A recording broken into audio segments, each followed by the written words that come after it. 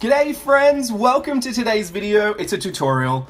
We love tutorials. It's on the Swatch dolls. I created this big old piece the other week, when I was doing the Daniel Smith dot cards and all the Daniel Smith watercolors that I had, and I wanted to swatch them out. You guys know I don't like to swatch in little squares, and there's nothing wrong with it, absolutely not. I love to swatch and get a piece at the end of it because I love to feel how the product works as I'm using with it. I feel like just doing a little square doesn't give me enough of a feeling for it, so I usually just go for it and create a piece. And today I'm going to show you a very simplified version, this version here. And then I'm going to show you how to elevate it a little bit with some sketchy lines, doing it with inks and, you know, just keeping it much more loose and adding in elements and details that will take it from a very simple Swatch doll to a cute little whimsical, I don't know, little chica in your notebook. So I'm going to do this in real time. I know, I never do that, but I'm going to do it today because I want to explain some things. Circle. Don't need to use a stencil if you want, you can freehand it. I can't freehand a circle, so I used a stencil. I'm going to halve it just above half, or you could do half, it really doesn't really matter. And I'm going to add these little triangles to the side of her head, and that's going to be her hair. And I'm going to connect them to the face, so to the circle. And I didn't cut that circle in half with that line, I left a tiny space because I like to connect those two lines of the hair. I just think it gives it a cuter look than having a, you know, straight line to the circle. So yeah, two little eyes, very wide apart, very wide set eyes, and they're just little ovals really. They're not anything too difficult. This is a triangle shape with a rounded bottom. You could say like a bell, but to me it's a triangle with not a straight bottom, so I just do that. Exactly the same thing we did for the hair, we're going to do for the sleeves. You can obviously do them a million different ways, but this is the most simple I've found. And then the arms and legs, we're just going to do little oblongs, like they're really nothing special, nothing difficult. This whole thing is just, I feel like it's super simple and you guys are gonna nail it. So I couldn't figure out a simpler way to say it, so I hope it really does translate. This specific one is for 6 colors, so I do halve the dress so I can put 2 colors on the dress, and then I put a headpiece on and I also give them a prop, so that's where I can put 2 more colors, because these were originally a way for me to swatch out colors. Now, like I said, you don't have to do this for swatching, you can do your normal swatching and just do this for fun, but for me, if you're gonna do the swatches, I do like to halve the dress because you can get 2 colors in there. You can obviously do as many as you want, but this is just a great version for 6 colors, and you'll find that there's enough space to see each color as you're swatching it out. If you start adding too many different things, you might end up swatching one color on the tiniest little bit of your drawing and then realizing, well, I didn't really get a feel for that. So yeah, obviously plan it the way you want to, but that's what I'll do. Now, number 1, all those areas with number 1, that's the skin, so that's one color. I do the face, the arms, and the legs. Number 2 is the hair, 3 and 4 are alternating dress colors, 5 the headpiece, 6 is the prop. And the props can be anything, wands, bags, hearts, whatever you want.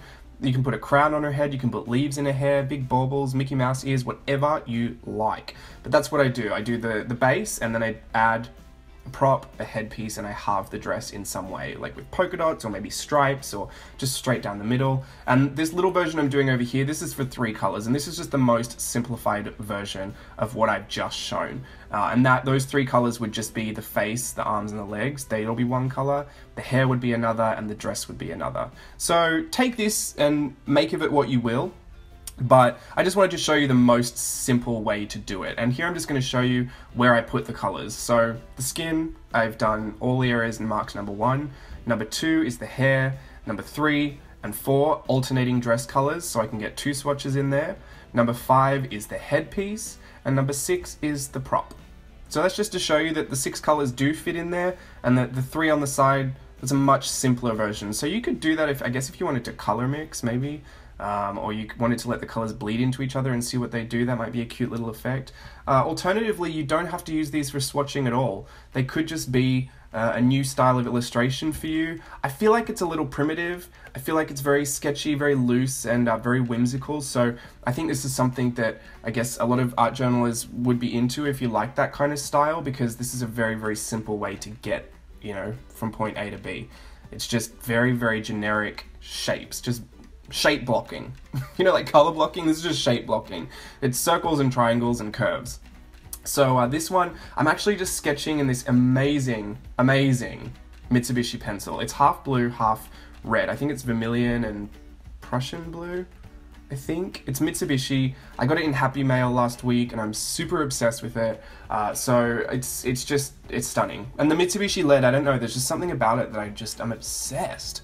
I have another one that I just brought back from Japan that's just red, and it's just as buttery, just as smooth. So if you're looking for a cute little pencil to sketch with, I don't typically erase my lines. That's why I don't use those color erase pencils. And I also feel like those color erase pencils are a little waxy and provide a bit of a resist. So I find it difficult to lay my pen or my ink over the top of it.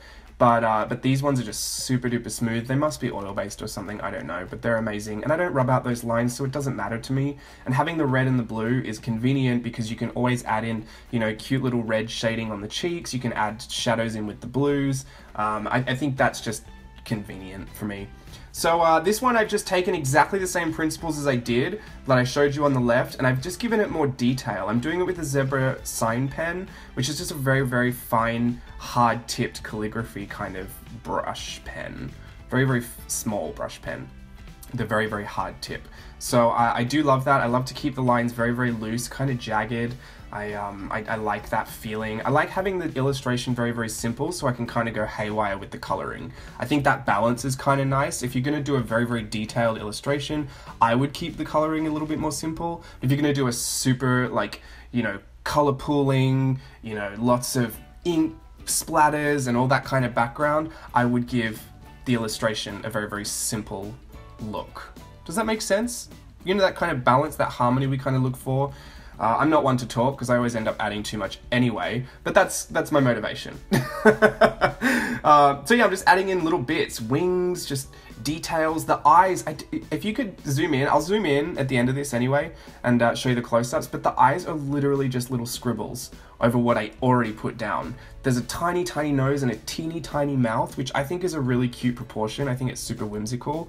So that's just me. You guys don't have to do that. You could put a huge mouth on her if you want, or you could just have one eye or three eyes, whatever you want. Take it to our Halloween place because we're approaching Halloween, so you can make these seasonal if you want. Just think they're super duper fun. They're just so simple. I had to stop myself from creating more of these because I was like, I need to upload this video and actually make it, because I could just get carried away and do them all day. They're popping up in the sides of my journals, and in the columns, in the margins. They're just popping up on pages everywhere.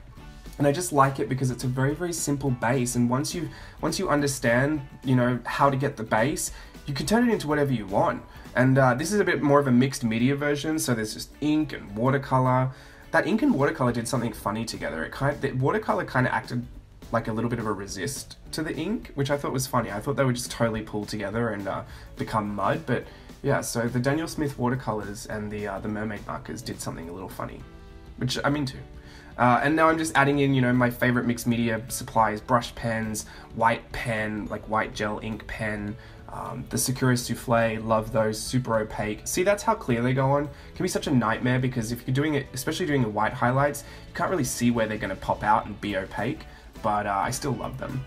So that's how to take it to a bit more of a detailed place, a bit of an elevated place, and just, if you're not going to use it for a swatch. I mean, you could still do this with whatever you've swatched out on top of it. This is essentially what I did when I created the Daniel Smith swatches, is that once I'd finished swatching them all, and you can go back and watch the video and just see exactly what I did. Once I'd finished swatching them all, then I went back in with my my Muji pens and my little gel pens, and that's when I added all those extra details. And I think that was what really pulled it together for me, because I actually thought, as I was doing that Daniel Smith one, I thought, oh, this is stuffed up. Like, I can't do this. I need to start again, but I've used half the dot card. Like, what am I going to do? And then Steve came over and was looking at it, and he was like, oh, are you going to add something else? And I thought, well, I wasn't, but that just gave me a great idea. I'll just pull out my mixed media supplies and just, clean up some of the edges where I went out of the lines, and pull out the features and make them a bit more obvious and exaggerated, and just really, make it a bit more bold. So that's just what I did. And that's probably what you're going to do too, right? But yeah, so now I'm going to do another one. Sketching this out in graphite, this Palomino Blackwing that I got from the Traveler's Notebook store the Traveler's Factory store in Japan. It's really, really nice. It's very soft. And I don't typically use graphite anymore, but I do like that one. I like the eraser on the back of it too. So Just product talk. Change the proportions up as well. When you're doing it, make the dresses shorter and the legs longer, or make the dress go to the floor and just give it tiny little feet.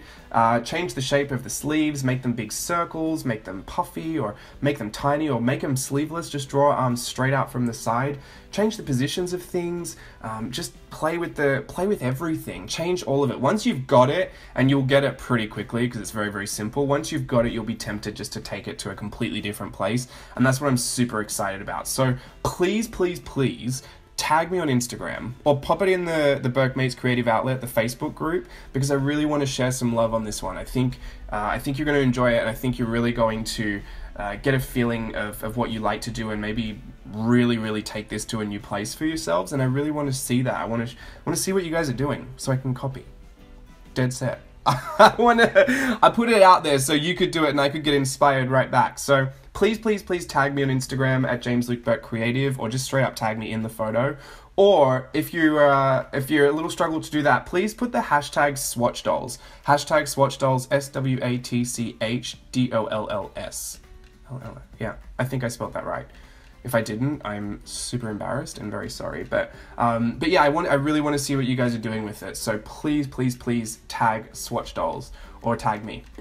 But yeah, this is what I'm just playing with ink. And this is what I was saying before. You can, if your lines are super simple, you can really get away with being messy and just, you know, putting down all of your media. Don't even worry about where it's going. I love that ink just like floating through there. I dab it away in the end anyway. I think a paper towel is really handy to have when you're doing ink, because I like some of these color pooling effects, and sometimes I get too obsessed and add too much water, and then it just all ends up blending together. So I'll actually force the color pooling with my paper towel. So just a tip or a trick, or just don't mess it up like I do. You just do it right. That would be another trick. And then this gorgeous pencil, and I love that it's blue and red, because you can add in cute little like red cheeks and a little red nose, and then add in shadows with the blue. I just think it's great. Anyway, I think I've spoken enough, and I think you've got a good feel for it. I can't wait to see if you do it with your swatches. Please let me know, and if you just do it and put it in a journal or put it in a planner, please let me know as well, because I love it. I'm super obsessed. I'm very, very happy to share it with you guys today, and yeah, make sure you tag me. Please, please, please. Hashtag Swatch Dolls, or just tag me. Alrighty, thanks for watching everyone. Bye.